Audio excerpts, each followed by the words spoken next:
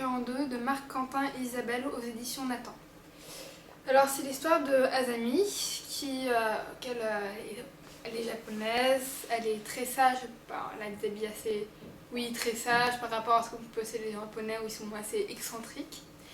Et elle vit toute seule avec sa grand-mère, un peu sorcière, qui voit ouais, voilà, qui voit des fantômes, enfin pas vraiment des fantômes, mais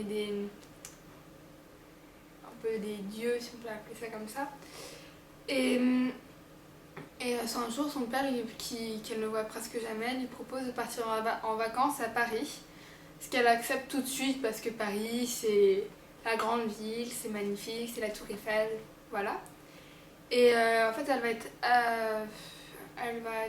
va vivre chez un ancien ami de son père avec sa femme et ses enfants. Donc elle va faire la rencontre de Mio, qui elle a les cheveux verts, est complètement excentrique justement, et c'est assez drôle. Donc elle va faire Mio est hypocrite par rapport à elle au début, mais on va voir qu'elle a des bonnes raisons.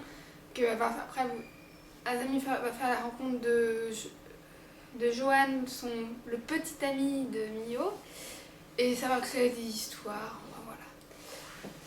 Ce livre, moi, ça m'a pas particulièrement plu parce que par exemple, si on connaît pas bien la culture japonaise, on comprend rien. Il y a des mots comme par exemple Oba-san qui veut dire grand-mère ou mamie, qui se dit énormément dans le livre. Il n'y a pas de notes en bas de page pour dire ce que ça veut dire, ce qui est assez déroutant moi je connaissais bien, mais pour les personnes qui ne connaissent pas, ça peut être vraiment vraiment déroutant. Puis l'histoire, c'est quand même assez du déjà vu, j'étais amoureuse de toi, gna gna. Oui, c'est un peu fleur bleue, l'écriture n'est pas géniale. Enfin bon, c'est un livre qu'on peut lire comme ça, mais on s'en souvient pas. Mais franchement, si on l'a pas lu, on manque vraiment vraiment rien. Et je vous conseille, si vous voulez lire, si ça vous enfin voilà, si ça vous plaît, les trucs un peu fleur bleue, un peu gnangnan, lisez-le si vous voulez, mais sinon, franchement, le lisez pas parce que ça sert à rien. Je sais pas sympa de dire ça, mais ça sert à rien.